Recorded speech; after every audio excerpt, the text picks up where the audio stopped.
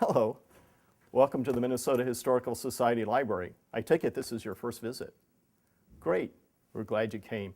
By way of introduction, I should explain that we don't operate like many other libraries. We've been collecting books, manuscripts, and archival materials since our founding in 1849. So most of our stuff here is pretty unique. That means we have to be extra careful with them, so none of these items circulate outside our building. We also ask that visitors not bring food or drink into the reading rooms, use pens when taking notes, or use flash photography. It's okay to have a laptop or to use a digital camera to copy most things. You'll need to ask the staff for the camera use form, and be sure to turn off the flash. Portable scanners are also a no. There are two separate rooms that you might do your research in. This is the Weyerhaeuser reading room. A variety of materials are accessible here. The library materials can be found in the library catalog, which is available on our website and can be searched anytime, 24/7. Now, since the library has a large collection with many different kinds of materials, I'm sure you'd like some explanation of the kind of resources and services that are available to you here. If you ask my colleagues over here at the reference desk, I'm sure they'll be glad to help you. Hi. We have a lot of different types of materials here in the Weyerhaeuser room. Books, of course, make up a large part of the collections.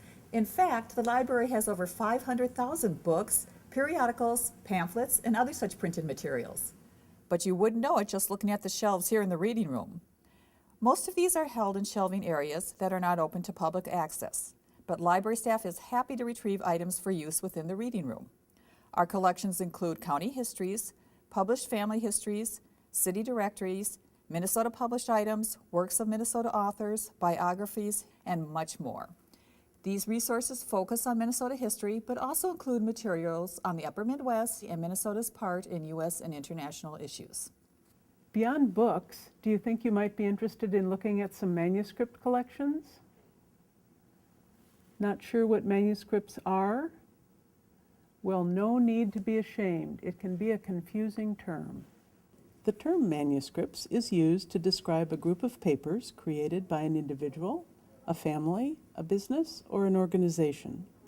It can include a wide variety of documents and records, such as business and personal correspondence, diaries and journals, legal and financial documents, photographs, and architectural drawings, among other things.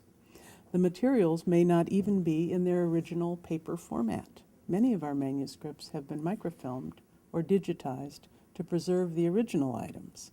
Examples of manuscripts from our collections range from a single letter from a Civil War soldier to hundreds of boxes of Harold Stassen papers.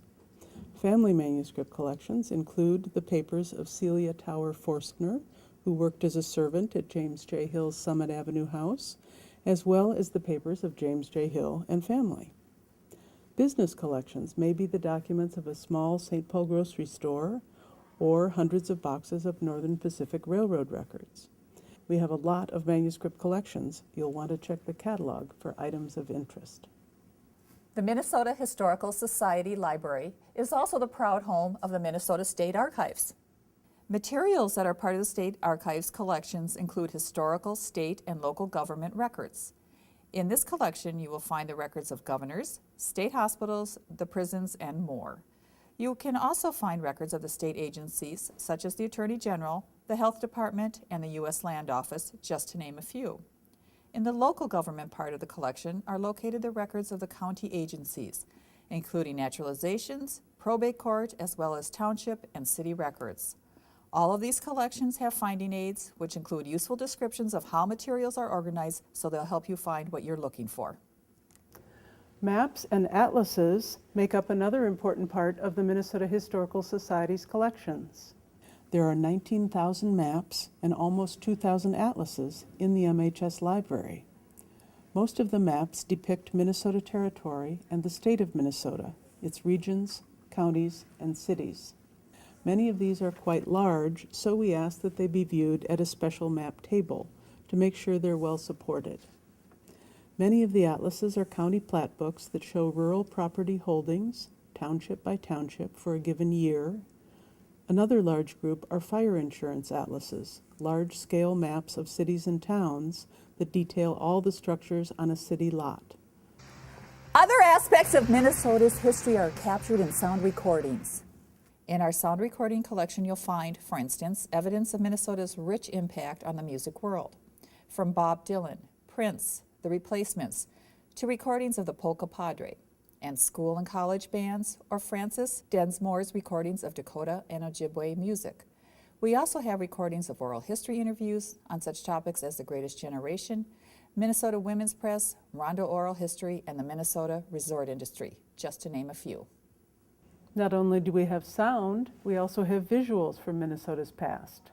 You can search and view images of people, places, and topics in Minnesota history using a database on our website. You can even order your own reproductions through the database. From Duluth to Rock County, Little Crow to Rosalie Wall, wrestling to cooking, we have it all.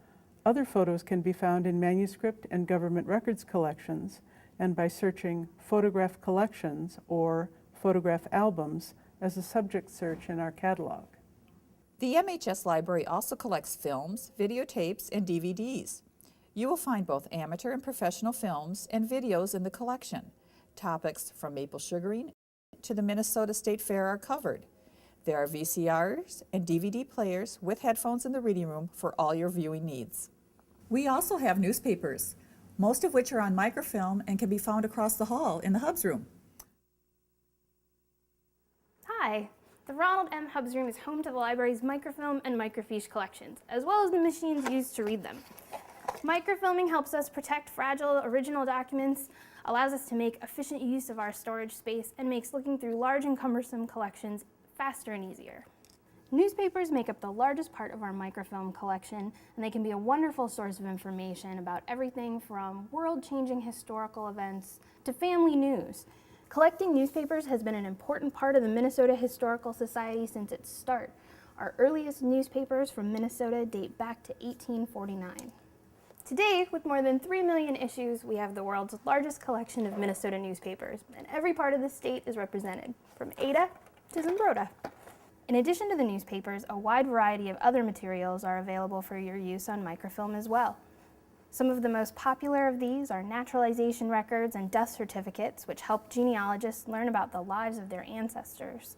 There are also city directories for Duluth, Minneapolis, and St. Paul that provide information about people and businesses, and Sanborn and Rasher fire insurance maps that show the locations and footprints of buildings.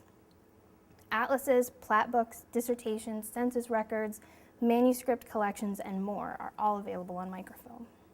Here in the Hubs room, things are self-service, so you can dive right into your research without waiting for anything to be retrieved for you. You can get your own materials from the drawers, and you can make your own copies using the reader printer machines. But always remember that self-service doesn't mean that you're on your own. We're always here to help. If you ever need assistance finding materials or using a machine, please ask at the Hubs reference desk. Are you feeling a bit overwhelmed? Well, that's understandable. Fortunately, the library offers a number of services to help you be successful in your research. Staff at the reference desk can help you with answers to your research questions or help you locate items of interest. You're welcome to use one of our library computers. The computers are useful for searching the library catalog or making use of our digital indexes and research guides. The library catalog, many databases and finding aids, as well as a growing collection of digitized materials are available on our website at all times. Some of the subscription databases only available in the library include Ancestry.com, Sanborn Fire Insurance Maps, and digital newspapers. Free Wi-Fi is available if you have a laptop or other mobile computing device. The library is also home to a number of finding aids. Finding aids can be a researcher's best friend, helping them find otherwise buried information. Some finding aids are rather antiquated, like the card catalogs labeled biographies and Civil War soldiers. Binders, which can include detailed inventories with box-by-box descriptions of the contents of a manuscript or government records collection, are another type of finding aid. Many of these are now online. Since many of our collections are in closed stacks, we have staff who will retrieve books, boxes, and other materials you request and deliver them to your table. Photocopies are made by staff and copy services. This is also the place to order copies of oversized drawings, maps, and media. Even if you're not physically at the library, you can make use of some of our services. During library hours, the phone desk is staffed with librarians who can assist with reference questions. Researchers may also utilize our fee-based research services, hire a freelance researcher, or borrow microfilm via interlibrary loan. You look tired. Yes, that was a lot to take in, but we hope it was helpful to you. And just remember, we've only gone over some of the more frequently used resources that we have here. We hope you'll come back again and explore them more fully. In the meantime, you can always ask us if you've got any more questions, and happy researching.